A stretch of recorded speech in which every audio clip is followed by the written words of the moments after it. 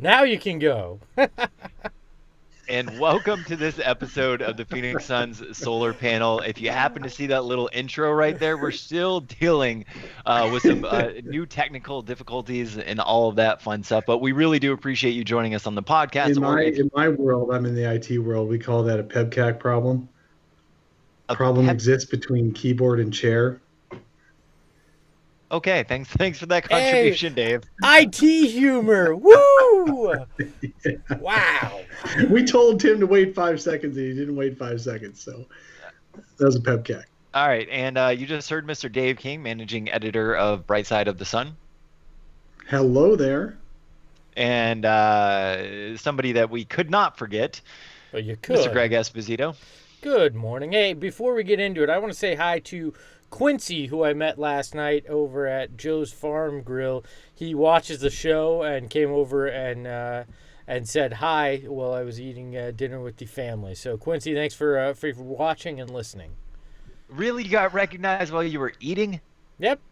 Guy goes. Hey, and I was really excited. I got recognized last week at Devin Booker's camp too. So I don't know if it's the same guy or is a different guy. We're probably only one guy. Quincy's just showing up everywhere where we're at, going, "Hey, you guys have a YouTube channel, don't you?" No, but we should think about this. All right, so thanks, we got a guys. bunch of stuff that we're going to do today. One of which is we are going to finish up our series on comparing the Suns' backcourt to the rest of the teams in the West, which I'm really excited about.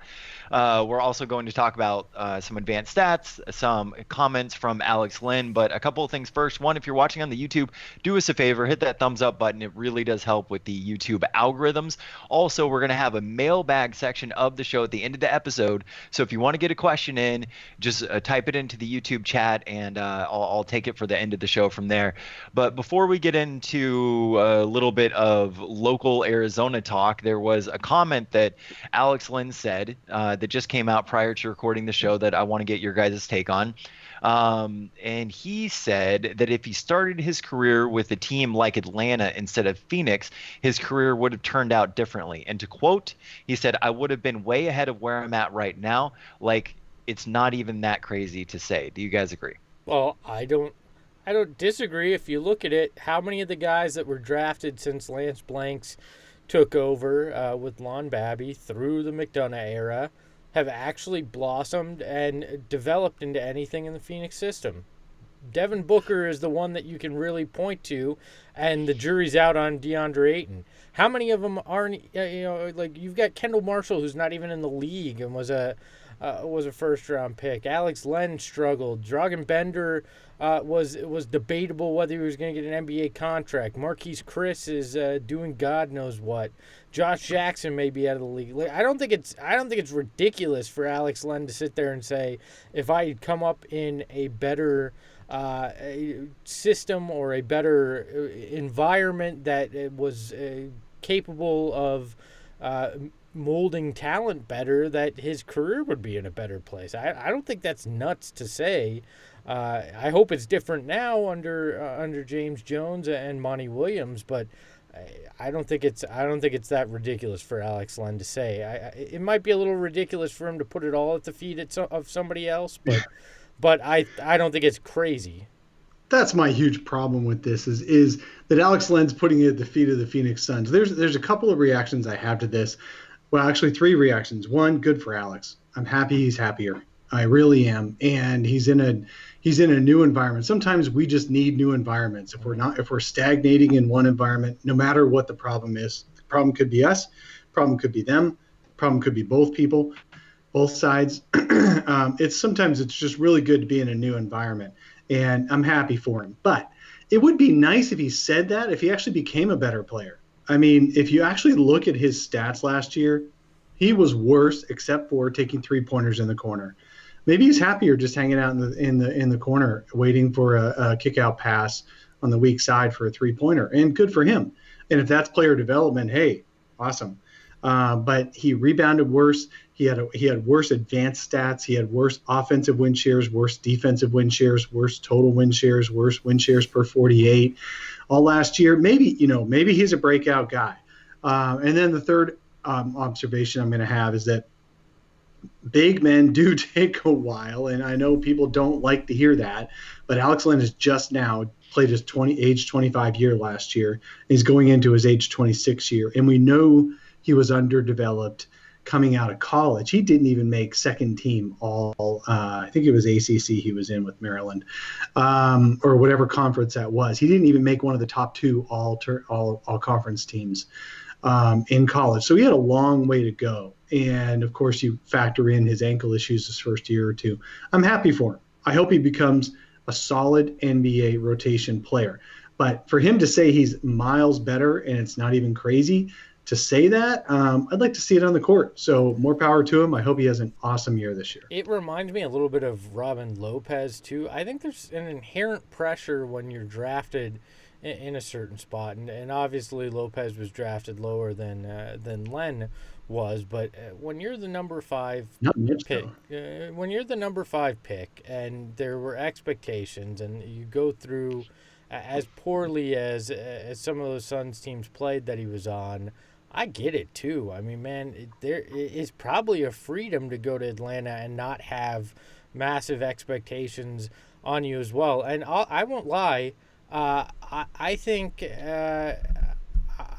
that basically I'm biased when it comes to Alex Len too. I got a chance to really know the guy, and he is a genuinely good guy. I liked Alex Len, so I root for a guy like that. I mean, I remember going to New York City with him for draft lottery one year when we took a young Suns fan, teenager who had just overcome cancer, and they played basketball in Central Park, and we did lunch, and he just sat there and talked for hours with this kid about playing basketball and about life and about what was going on in his world, because obviously there were some tough times in the Ukraine where he's from. So I pull for a guy like that, and I'm sympathetic to that. So this kind of a quote, I go, okay, I can see where that's coming from. But to Dave's point, hopefully his stats back up for him in Atlanta this year as well. So.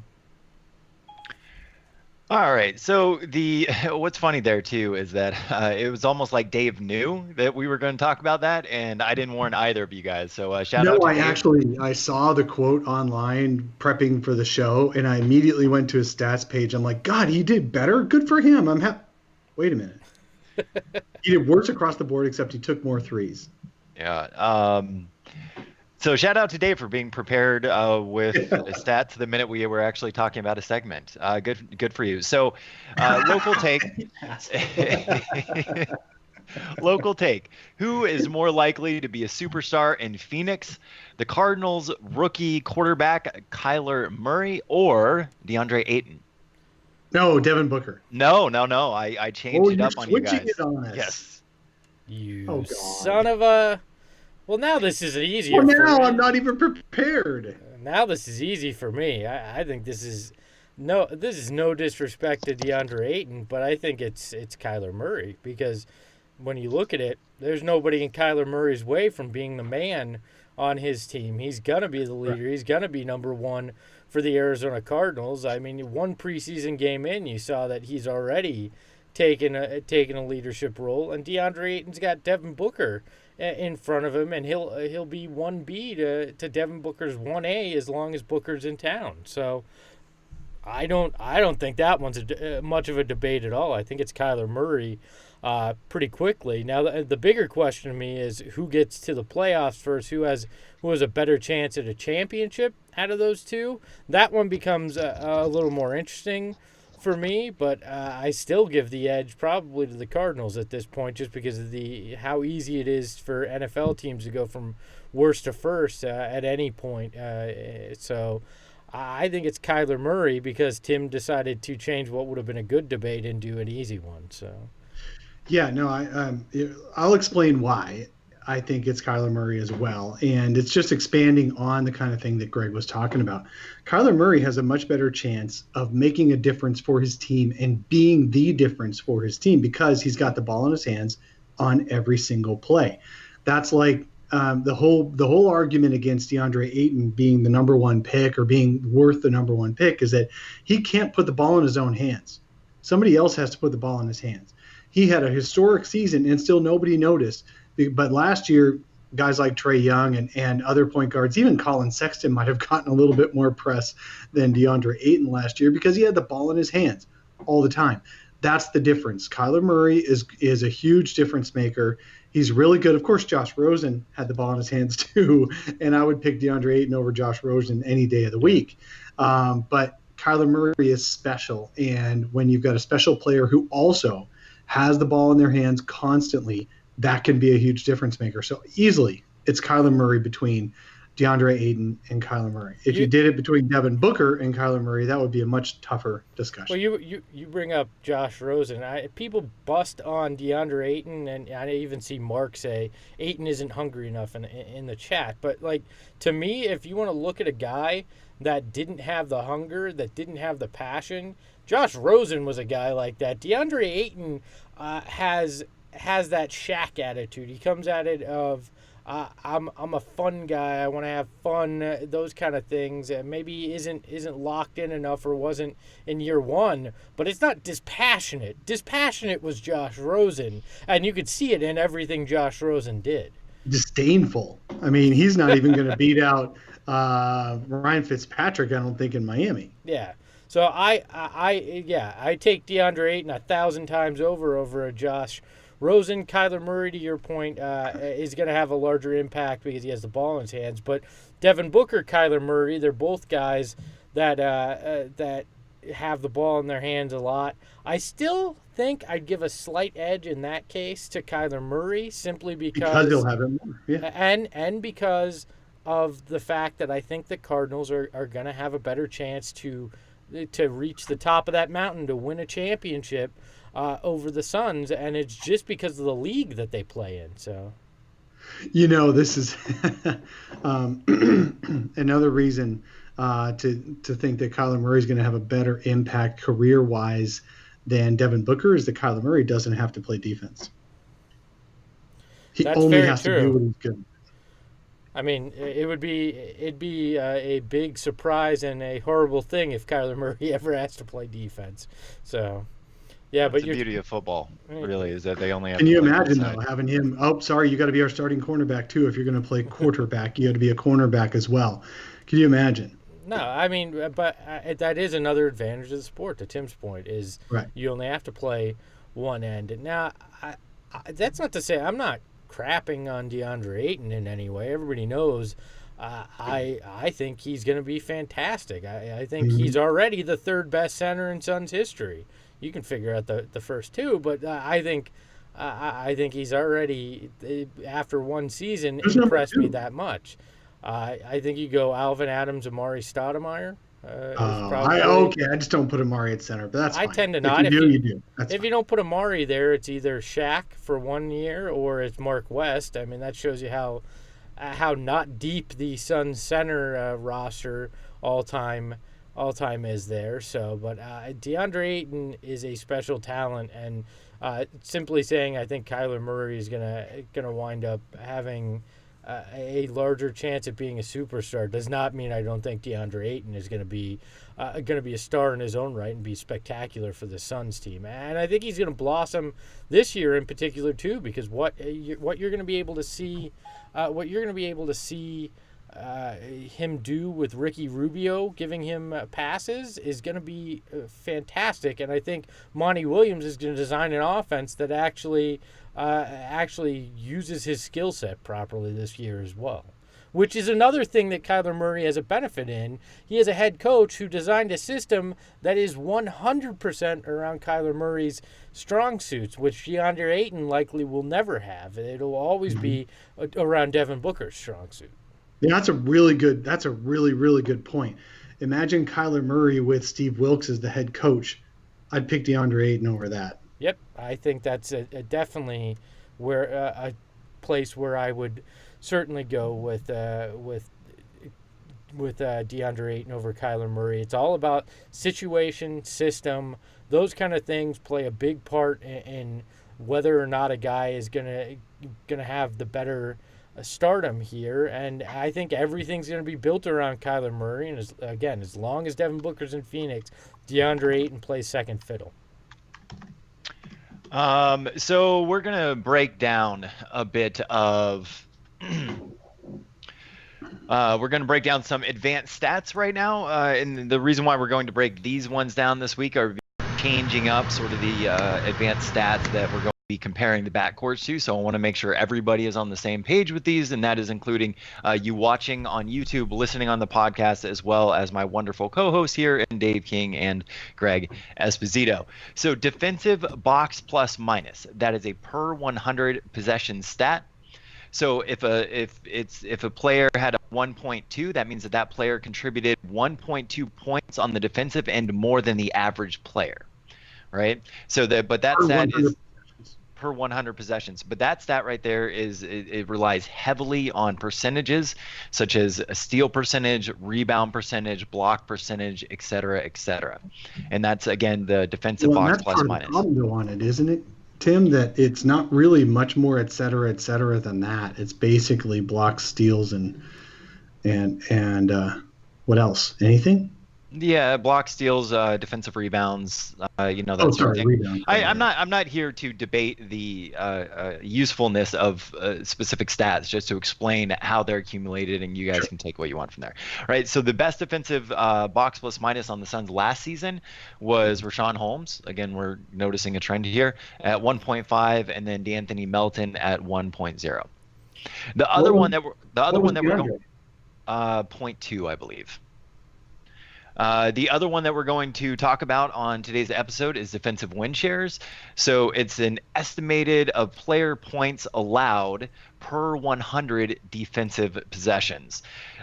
Basically, the way that you get this stat is player minutes times defensive possessions times league average points per possession times that team's pace divided by league pace. Holy crap, you got to send that to NASA to figure out. Yeah, well, thankfully they have spreadsheets. But the reason why we're changing this up a little bit is because last week we did the counting stats, and then we also compared some advanced stats. But I want to do counting stats, which are mostly offensive, and then compare some of the more defensive stats. So we'll get into that. Can you explain why they call it counting stats? I'm going to go real simple here. Why is it counting stats? You keep referring to that, so... No, I don't know. It's just what everyone calls it. I have no idea why.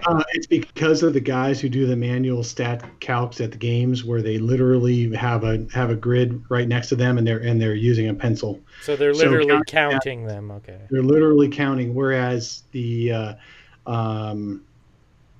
video-based ones of screen assists and stuff like that aren't really counting stats until somebody actually, like, everybody's got box scores. Everybody tracks games and plays in games. Those are counting stats. Okay. And watching on YouTube, you will notice that Mr. Dave King, as well as myself, we are both wearing awesome Sun solar panel shirts.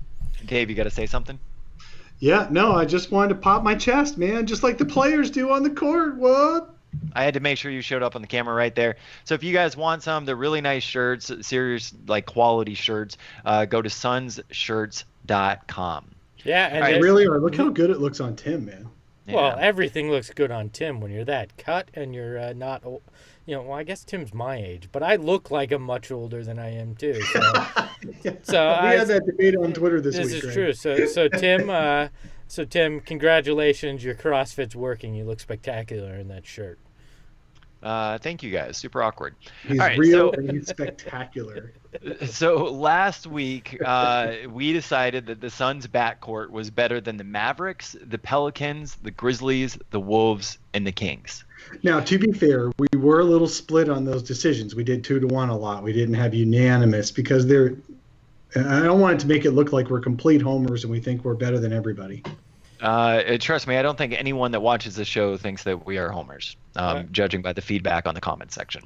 All right, now the Suns backcourt, we decided collectively, and again, to Dave's point, this is a voting, so 2 out of 3 had to agree, is worse than the Lakers and the Clippers.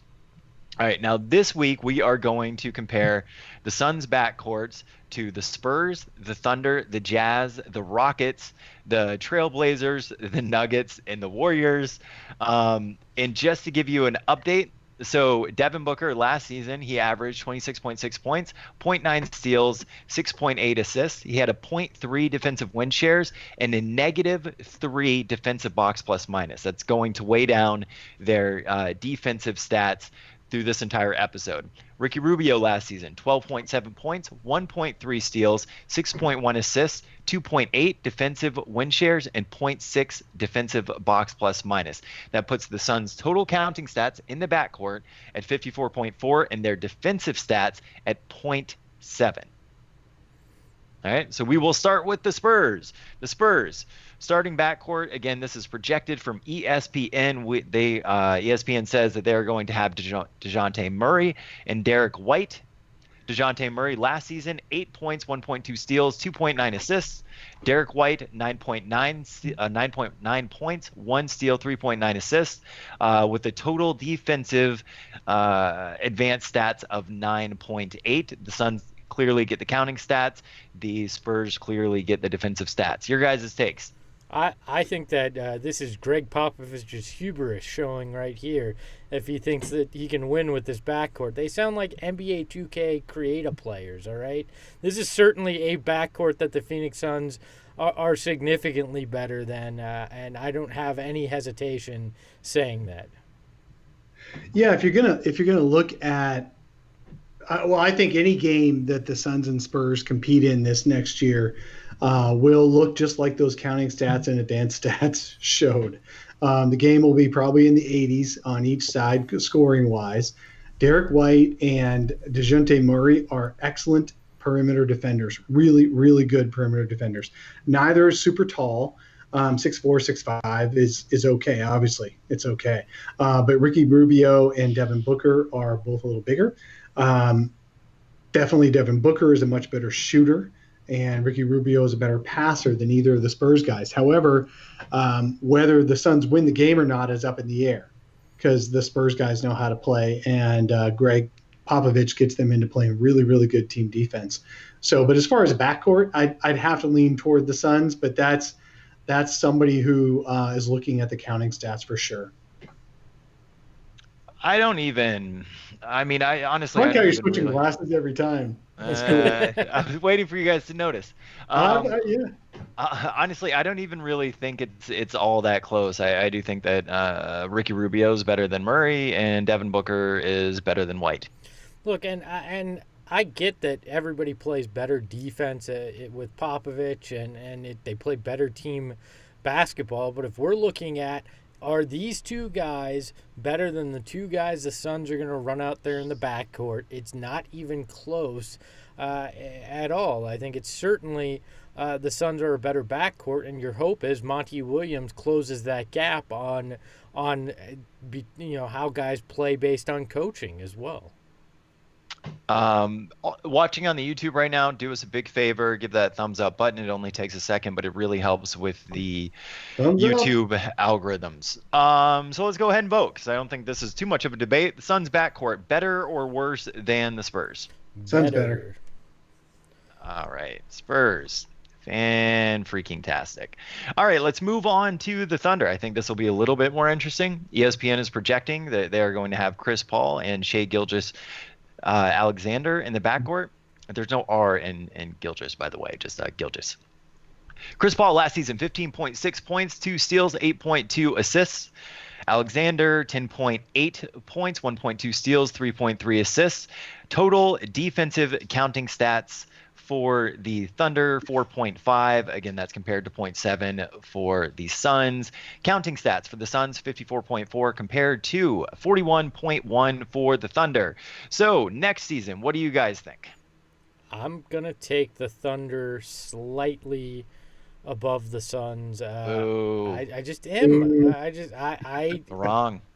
You're welcome to tell me I'm wrong. I mean, there's really there's really no way to be right or wrong until these guys get on the court and Cut him play off, each Tim. other. Cut him off. Mute his mic. I'm the one with the mute button now, boys. So I control that. I have the power. Mute yourself, Greg. I don't know. This one's tough. It's probably closer to a push, to be honest, because Let us talk you out. Are we really gonna get a motivated Chris Paul in OKC? Because it doesn't sound like he really wants to be there, but they can't find a trade partner that they're all right with. Now, I really like Shai Gilgeous-Alexander. I think he is a fantastic young up-and-coming point guard. I liked what I saw from him in his first year with the Clippers, and so I'm high on what he is able to bring to the table. But I think it's probably close to a push because we're going to see Chris Paul not highly motivated. But if you got full Chris Paul, I'm probably leaning slightly towards OKC on this one. But I'll go with a push here. I feel Dave, like please tell him why he's wrong. I feel like people, fans of the Clippers and now the Thunder, feel the same way about Shai Gilgeous-Alexander that Suns fans feel about Mikal Bridges, in that they're not stars on the stat sheet yet, but they are kind of stars in our hearts and stars on the floor. They do a little bit of everything. They get you all excited. They do the right plays at the right time, and yet they don't have to be the number one option. Shai kind of faded out as far as counting stats and all that stuff toward the second half of the year for the Clippers, only because they were pushing for the playoffs and all that. I would say that it's a year too early for Shai Gilgeous-Alexander and a year too late for Chris Paul to be that effective or that ready to be better than the Suns backcourt. So I have to give the backcourt nod to the Phoenix Suns on this one because Ricky Rubio is still in that sweet spot of being highly productive, and Devin Booker is just now approaching. He isn't even at his prime yet, and he's already better than any of those other three guys between Ricky and Shai and Chris Paul.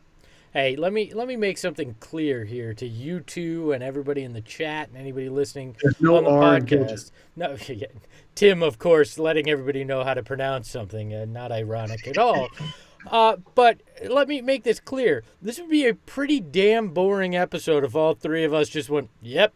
So sometimes I'm going to look at this and I'm going to go, don't qualify yourself. Yeah, everybody's like getting on my case. And like, sometimes you got to take the argument. You're not reading the chat. That is pretty obvious. Hey, Greg, I'm going to give you one piece of advice, and I think you know this already, but something that I've learned is never read the comments. No, we read the comments. Unfortunately, this new program puts them front and center while I'm looking at the screen here, so I see everything people are saying as we're doing the show. If you go on historical rep, Chris Paul is the best of the four. If you go on future possibilities, some people think Shai Gilgeous-Alexander is going to have a better career than Ricky Rubio. So if that's the case, then yeah, why not? But I don't think so this year. I think definitely the Suns have the advantage this year. Okay, yeah, but let me ask this. Okay, Chris Paul in decline where he's at in his career, and Ricky Rubio in his prime. I don't think that Ricky Rubio is significantly better than where Chris Paul is. Chris Paul was a superstar, right, and has taken a step or two down since then. Ricky Rubio is a very good player, so I don't think it's asinine to say even Chris Paul losing a step isn't that far, is pretty close even with Ricky Rubio in his prime, and I don't think that's an insult. But you also have to take into account another player in this equation, and that is somebody you've probably heard of before, mentioned on our podcast before. His name's Devin Booker. Yeah, and I love D-Book, and offensively, he crushes what Shai Gilgeous-Alexander. Is the R on the Alexander too, or is it Alexander? I'm just asking. It's on the Alexander. So, but defensively, then it becomes either. He's not Shai. Shai Gilgeous-Alexander. But there's two ends of the court too. So I'm not saying that Shea is a better All player right, let's move than on Devin from this Booker. one. So Greg votes for the Thunder. The rest of us vote smartly. All right, so we're going to say they're better than OKC, especially given the fact that Chris Paul likely will only play 20 games. Right. He's going to probably be on the Lakers within 3 months. Oh, no, I was just thinking injury. So this one, well, I definitely have an opinion on this. So the Jazz, starting backcourt, projected starting backcourt, according to ESPN, Mike Conley, 21 points, 1.3 steals, 6.4 assists last season. Donovan Mitchell, 23.8 points, 1.4 steals, 4.2 assists. Counting stats, that's a total of 58.1. That would go to the Jazz. At defensive stats, 4.5 compared to 0.7 for the Suns. I do think that Mike Conley, even at this point in his career, is a better point guard than Ricky Rubio. And even though I would take Devin Booker 70 times out of 100 over Donovan Mitchell, I think that's a bit closer. I think Donovan Mitchell's really good, but he provides more on the defensive end clearly than Book does, though I'd rather have Book all day. Not saying that. Just more so that this doesn't really seem all that close to me, and it is the Jazz. hey, Tim gets to be the idiot this time, not me. All right. Hey, let me go before Greg. Greg, you don't always have to be first. I'm not saying I have to go. I just wanted to celebrate that I'm not going to be the idiot on this one. Dave, go ahead. Actually, this is a tough one. Obviously, I like Devin Booker better as a player than Donovan Mitchell. I think Donovan Mitchell gets a lot of credit for having a much, much better team around him that Devin Booker never got credit for. But that is a long, drawn-out debate that has no winners in it other than their own local markets. I'd like to see if Devin Booker was on the Jazz last year, the Jazz would have been a better team. I feel that way 100%. Now, Mike Conley, I like better than Ricky Rubio. I've always liked Mike Conley. Mike Conley's only problem is he's older and he's more expensive for the next 2 years, whereas Ricky Rubio costs about half as much as Conley and has at least 3 or 4 years of prime left in him. So, but the Jazz did right by upgrading to Mike Conley. I would have upgraded to Mike Conley too. I would pick him over Ricky Rubio. So it's kind of a wash for me.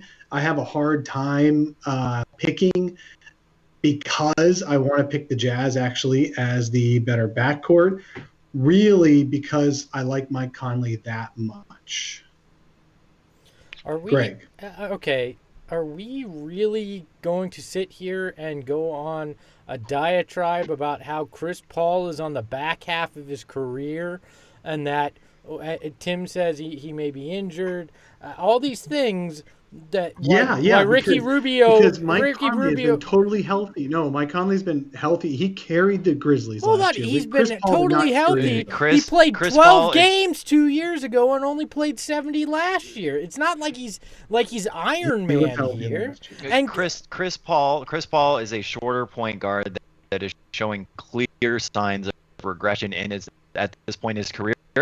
Age aside, Mike Conley has not shown any of those regressions yet. If anything, he had a really good year last year, and he is not. Frankly, he's bigger and taller than Chris Paul. So it's not just age; it's showing where are they showing decline yet or no? And Mike Conley isn't yet.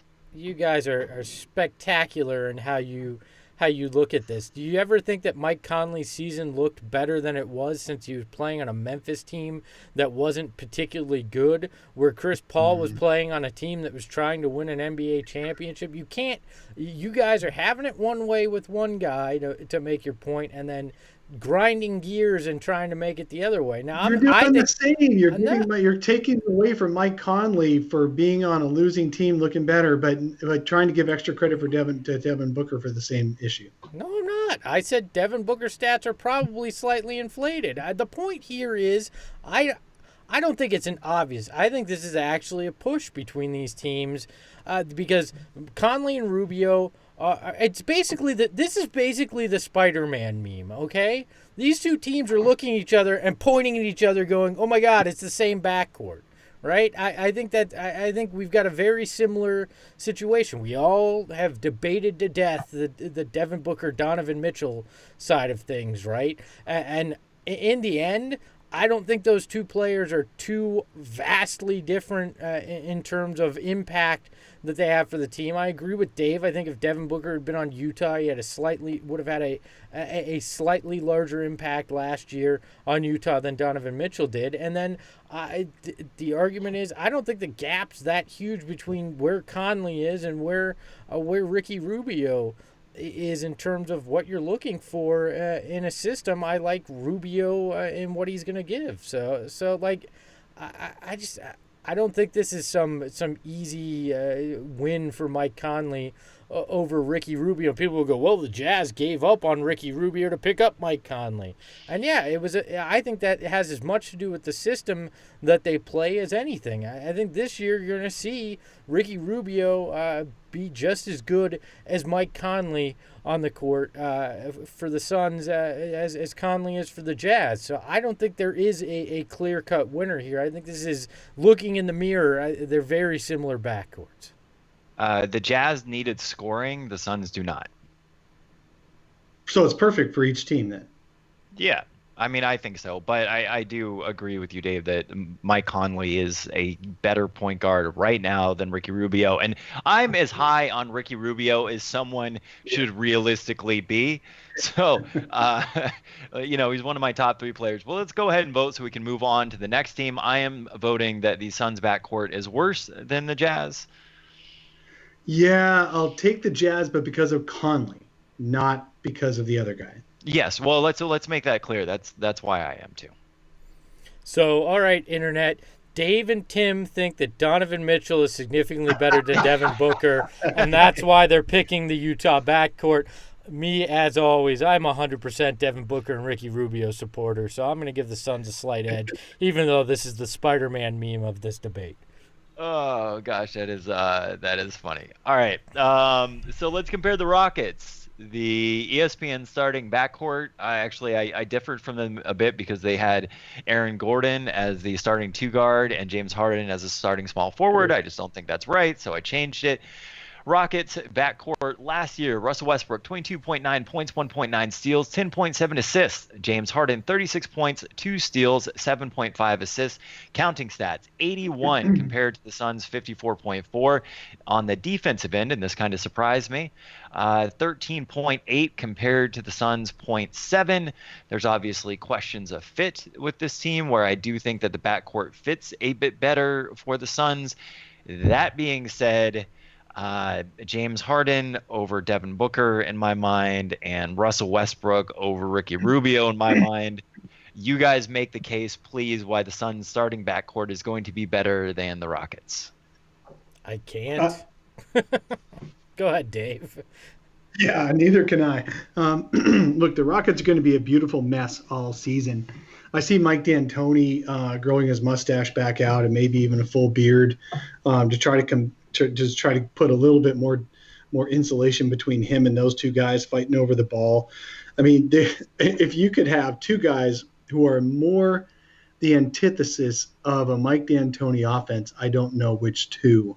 It's just he already had to work his way around to an ugly form of basketball at James Harden. Now it's going to be even weirder. So that's going to be a beautiful mess. However, they are a better backcourt than the Suns. I can't argue. They'll win more games until they get to the playoffs, and then they'll lose in the playoffs. But I have a hard time saying the Suns are a better backcourt. Yeah, you've got 2 MVP candidates, one guy that's averaged a triple-double. Like I'd love to play Homer here and tell you that it's the Suns, but I mean I'd be lying through my teeth if I did that, and I think most people would feel that. Now, if you're saying Eric Gordon's the starting shooting guard, okay, Devin Booker's better than Eric Gordon. I can tell you. Aaron Gordon, by the way, I messed up earlier. I've made that mistake. Or Eric, I said Aaron. I made that mistake so many times. In fact, I just did by correcting Espo when he said it correctly. So if Aaron If Aaron Gordon is the starting shooting guard for the Rockets, their backcourt has some big problems, and I will go with the Suns. But, I mean, yeah, if Erica Gordon is who we're counting here, sure, Devin Booker's better than him. No, but it's Erica? Wow, we can't get this right at all. Erica Gordon, yeah. Sure. If we're starting some WNBA third stringer in the backcourt, then yeah, Devin Booker's probably better than that probably too. But no, there's no way you can say that Houston is not better than the Suns, no matter how you slice it here. They're better. They're more talented. Now it could explode in spectacular fashion, but in the end, they're still, even if they make a trade, gonna have one of those two guys, and it's an MVP candidate. So. All right, so I think we're all in agreement there. As much as we're trying to play Homer, even playing devil's advocate is hard on that one. This one a little bit more interesting. Curious to get your guys' take on this. The Trailblazers. Damian Lillard, CJ McCollum. Damian Lillard last season, 25.8 points, 1.1 steals, 6.9 assists. McCollum, 21 points, 0.8 steals, 3 assists. Counting stats, 58.6. Go to the Trailblazers. Defensive stats, 3.5. Again, go to the Trailblazers. I think it's got to go to the Trailblazers too. I'm trying to figure out how. I'd rather have Damian Lillard than Devin Booker or Ricky Rubio, and I'd rather have CJ McCollum than Ricky Rubio. So I don't know. I love me some CJ McCollum. I really do. In fact, I really liked him coming out of college way back in 2013 when he just, as a 6'2", mostly shooting guard, partly combo guard, just wasn't the right fit for that Suns team at that time, and I was all for Alex Len being drafted. And for McCollum to go right around where he did was 10th. But you could now say he's one of the top 2 or 3 best players out of that draft. He is not necessarily an all-star, but he is a super, super good shooter. So I'm a big fan of his, and obviously Dame Lillard is Dame Lillard. So, yeah, you've got to give Portland the edge, but it's closer than people think. Devin Booker and Ricky Rubio have not played at all together yet. I think people will be hugely surprised at how well those two play off each other, and I'm looking forward to that. But you've got to give the nod to Lillard and McCollum, in my opinion. Look, I'd love to say, off the court, I'd give it to Devin Booker and Ricky Rubio. But even there, you got Dame dropping rap albums. You got CJ McCollum with a hit podcast. I can't find any I was just listening to CJ's podcast before this. Oh, I thought you were going to say you were just listening to Damian Lillard's new album. Dame Dollar? I'm more of a podcast guy than a rap guy. He dropped a really nice freestyle the other day. Okay. Is anybody shocked by the statement that Dave just said? I'm more of a podcast guy than a rap guy.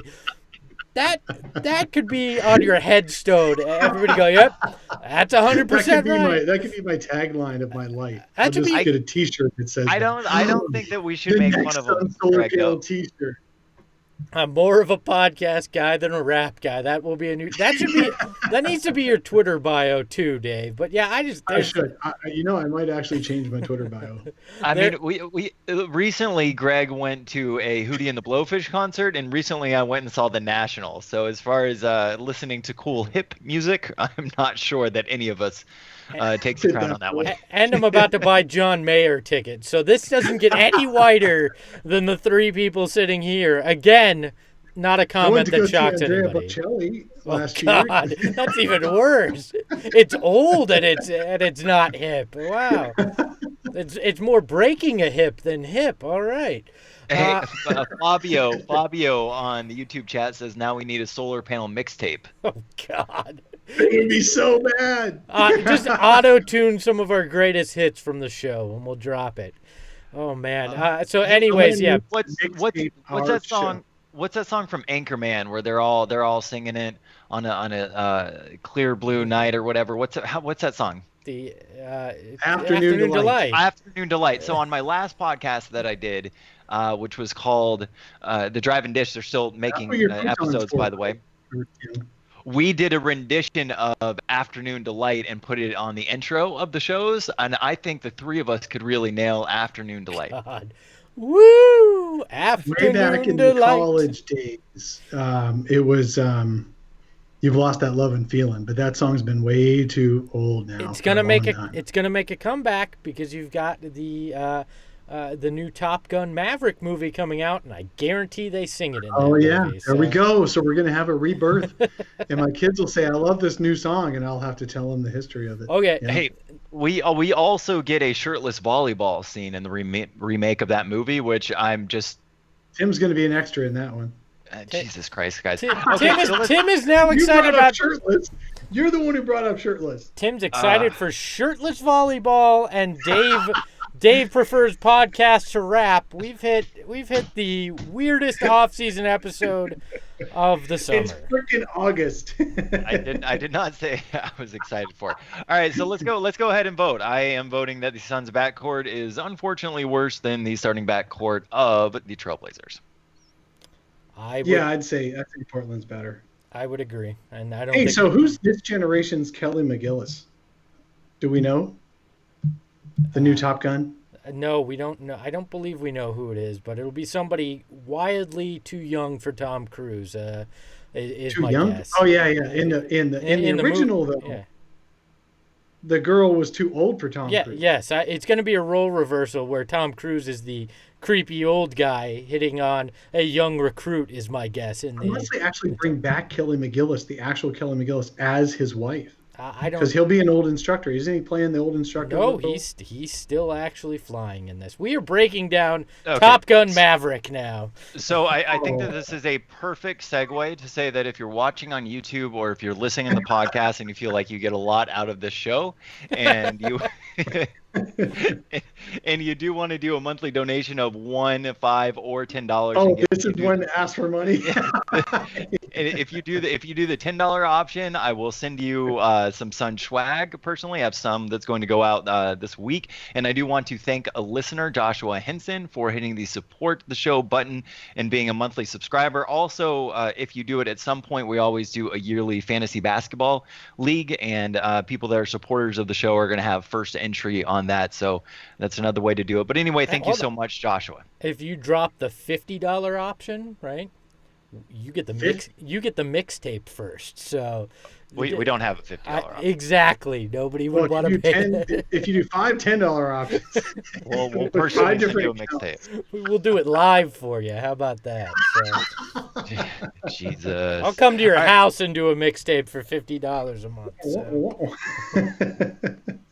So hit the support the show button. $1 a month really does help us and goes a long way. All right, let's compare them to the Denver Nuggets. And this one is kind of fun. Jamal Murray. A lot of news about him recently. 18.2 points last season, 0.9 steals, 4.8 assists. Gary Harris, who did, by all accounts, have a down year last year, so I think that these stats are a bit off. But Gary Harris last extension though, didn't he? No. Gary Harris last season, 12.9 points. 1 steals, 2.2 assists. For counting stats, go to the Suns because the Nuggets had a total of 40 defensive stats, which, again, is going to happen every single time. Go to the Nuggets with 1.8. My vote still goes on the Phoenix Suns, regardless of the defensive stats. Yeah, I agree. I think there's a slight opportunity. Denver could be better if, for some reason, Rubio doesn't live up to our expectations or the injury bug gets him. But I think if we're just looking again in a vacuum at these four guys compared to each other, I think this is a win for the Suns in a lot of ways. So I agree. I know I'm probably biased, and I Adam Morris and other guys with the Nuggets will disagree with me probably, but I really think Jamal Murray is a very poor man's Devin Booker. I don't see anything that Jamal Murray does better than Devin Booker does. I think they have the same flaws and the same abilities, and just Booker's just better in all the parts except for having a better team around him.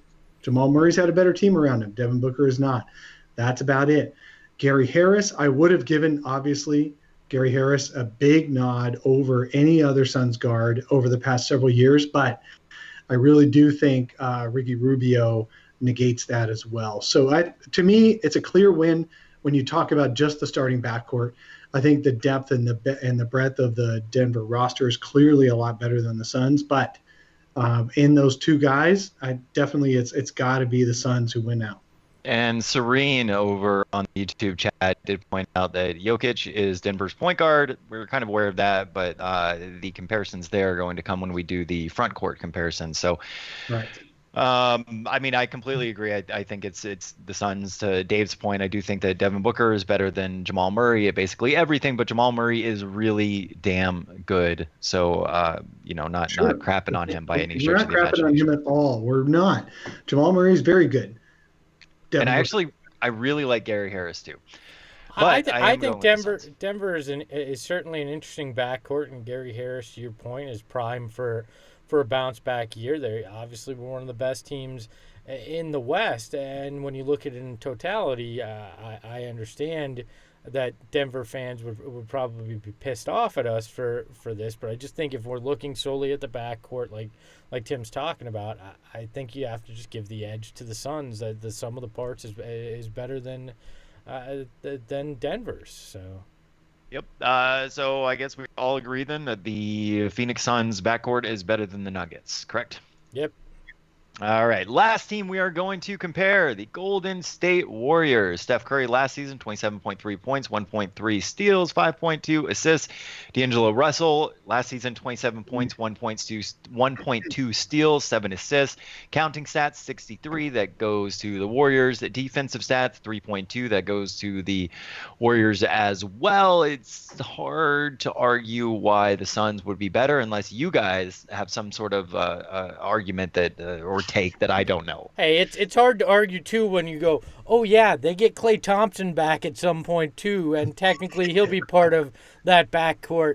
Like anybody that argues that the Suns backcourt is better than the Warriors, I have a padded room for you, which is ironic because I am sitting in a padded room right now recording this show. But it's not. There's no way that you can make an argument that the Suns backcourt is better than one of the top 3 players in the game in Steph Curry, and then D'Angelo Russell, who is an up-and-comer, and then Klay Thompson, who is one of the best shooters in the game. Now, if you want to go, is Devin Booker better than D'Angelo Russell? I say yes. I'll say is Devin Booker on par with Klay Thompson? Probably, if he gets to shoot like he can but you're not going to make any argument that anybody's better than Steph. So there's no way you can actually make this sound right. Yeah, I'm not even going to waste as much breath as Greg did.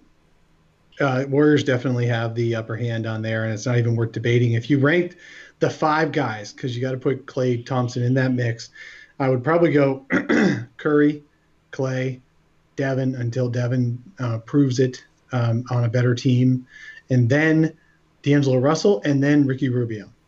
Yep. Just have to. I take Rubio over Russell. I think that Russell had a good second half of the season with counting stats, albeit very inefficient. I would still rather have Ricky Rubio than D'Angelo Russell. I really do think that contract is going to become an albatross at some point, and people are going to be really regretful of that contract, regardless of whether or not the Warriors just signed him so that they could trade him later, or the team that ends up trading for him. Yes, a team other than the Warriors is going to regret it because somebody's going to acquire D'Angelo Russell at that salary first, while the Warriors get the most they can out of him. And then that next team is going to be the one who regrets it. And I agree, Tim. I'd rather have Ricky Rubio on this team. I chose him. I knew I wanted him from the very start out over D'Angelo Russell for sure. I just think Russell is overall, though, a better individual player, has more talent, and is much younger. I think if we're just looking at this year, look, I want Ricky Rubio over Russell. I did in this, and I think Rubio will be great in the Suns system. But D'Angelo Russell's counting stats aren't going to drop playing with the Warriors and playing with Ricky Rubio. He's going to playing with Steph Curry. He's going to look fantastic out there. And if we're just looking at this year, I think it's fair to put him slightly ahead of Rubio based on situation that he's in.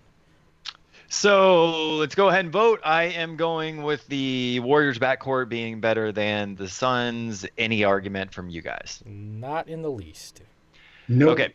So to recap this then, and by the way, we're going to do the front court starting next week, but the Suns backcourt is better than, according to our voting, the Mavericks, the Pelicans, the Grizzlies, the Wolves, the Kings, the Spurs, OKC, and the Nuggets. That is worse than the Clippers, Lakers, Jazz, Rockets, Trailblazers, and Warriors, which puts the Suns in the West as having the 7th best backcourt. It's about fair. I think it's fair. Yeah. Better. I think if they have a really good season, they'll end up better, and if they have a below average season, they'll end up worse. So I think this is perfect. All right, and now for what I deem as my favorite part of the show, and that is where we answer your guys' mailbag questions. Some of these come from podcast listeners who hit us up on Twitter at Suns Solar Panel. The other ones are coming in the YouTube chat right now.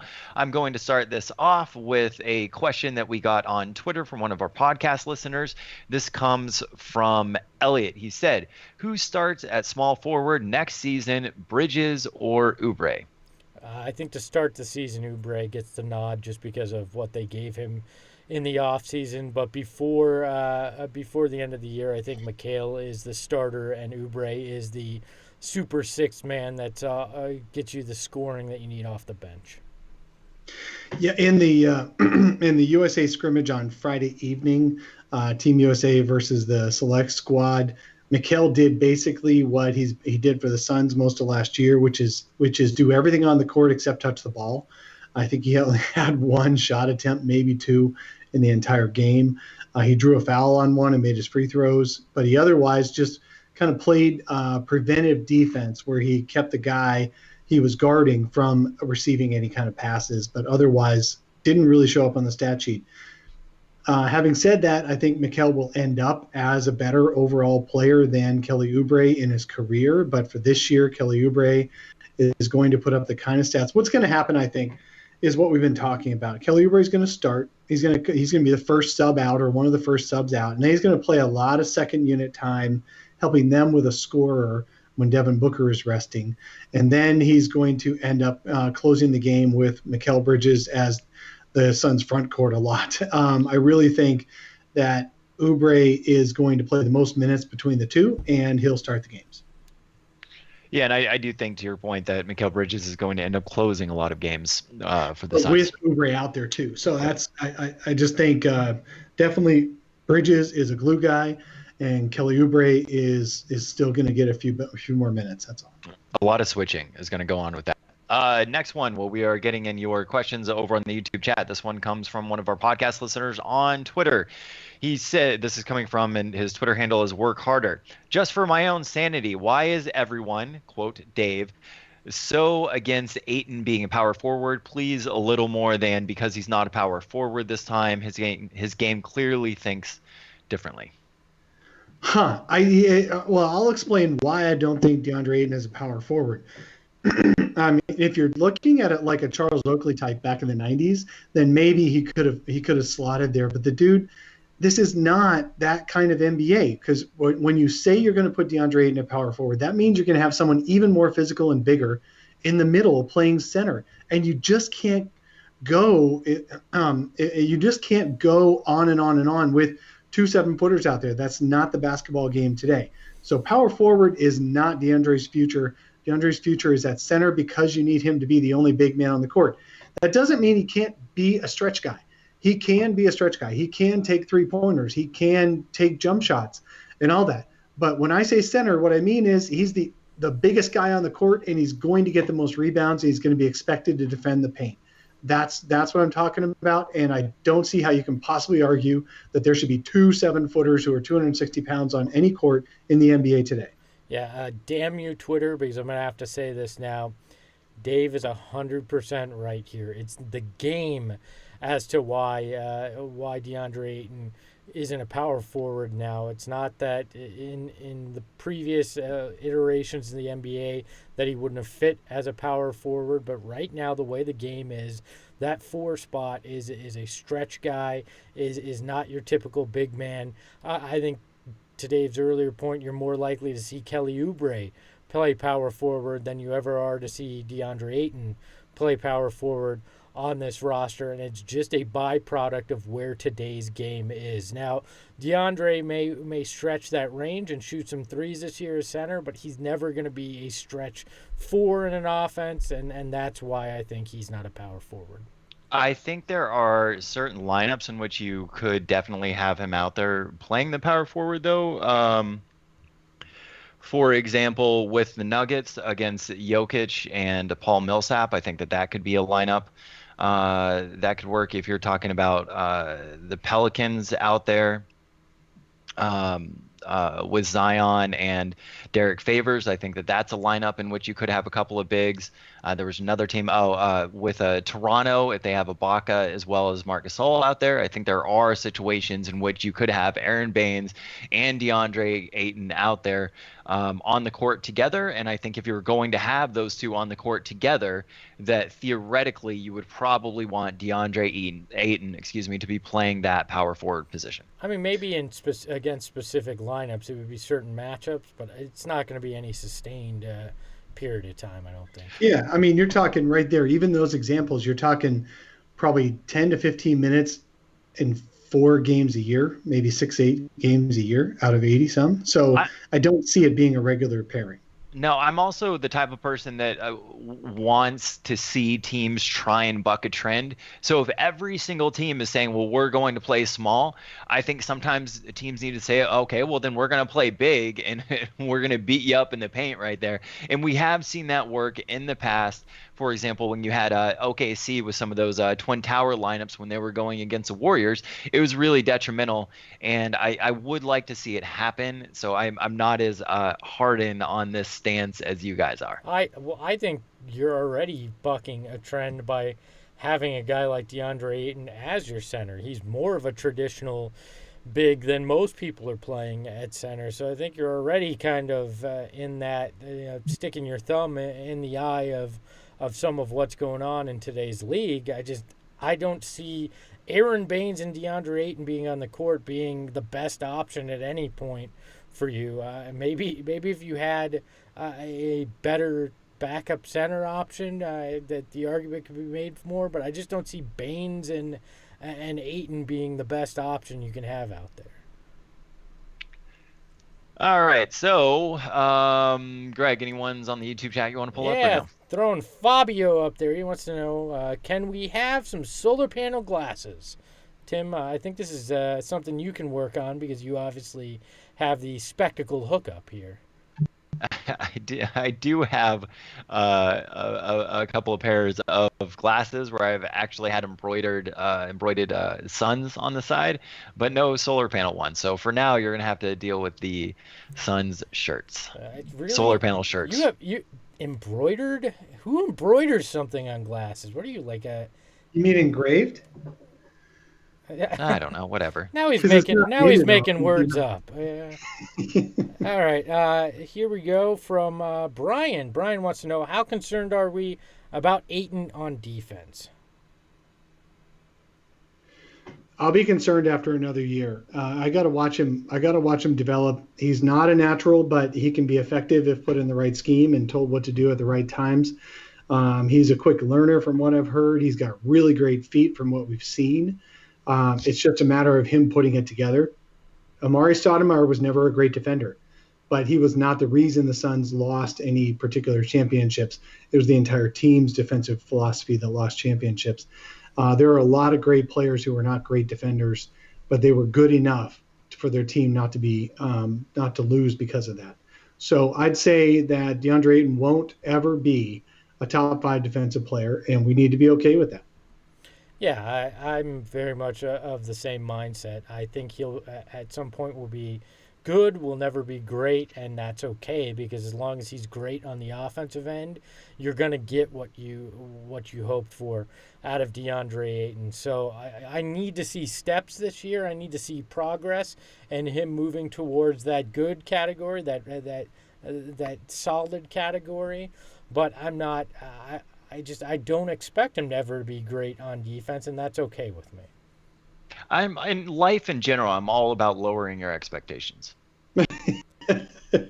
That's why you do this podcast. I have so many comments to make, and I'm gonna leave it alone. It'll cut too deep. So let's go to our buddy Jim over on the chat, and he wants to know, and I assume he means Espo. He pulls a Tim here. It says, "What is Expo's favorite joke?"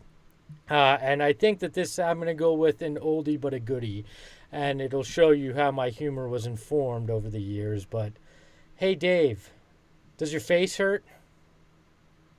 Why? Because it's killing me. And everybody, tip your waitresses. That's one of my favorites that tip my your uncle servers. I'm here all week. My uncle used to say that every time he came to a family dinner. Every time he saw Christmas. No, wasn't always directed towards me, but that was that gives you an idea of how I got this warped, weird, crappy sense of humor. So that is one of my favorites. So, how did the 0 become an 8?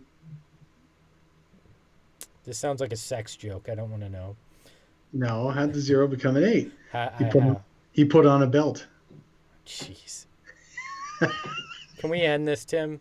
Yeah, we're done. So everybody listening, if you want to support the show, hit the support the show button in the description or the show notes below. We will be back again this Wednesday, 7 o'clock Arizona time for a short midweek. And of course, every single Saturday, you can join us live here on YouTube at 7 a.m. Arizona time. Or if you if you prefer the condensed version of the show, you can always listen on the podcast form anywhere that you listen to podcasts. And by condensed version, Tim means if you'd like to hear the show without Dave clearing his throat, head over to iTunes. It'll be about 10 minutes shorter. Dude, I had to put in the chat and that you guys can't see that, Dave, if you clear your throat one more time, I'm going to flip. There's 2 hours of editing on this now. Thank you. It's going to be a 30-minute episode when you get done with it. So enjoy, everybody. Awesome. Well, hey, thank you everybody so much for joining, and we'll see you again on Wednesday. Almost as distracting as Greg's microphone moving around on his shirt. I don't have a microphone on my shirt. Yeah, I don't know. It felt like you were scratching something the entire. Now we're done. Good night, everybody. Good night, everybody. Yeah, go back to bed.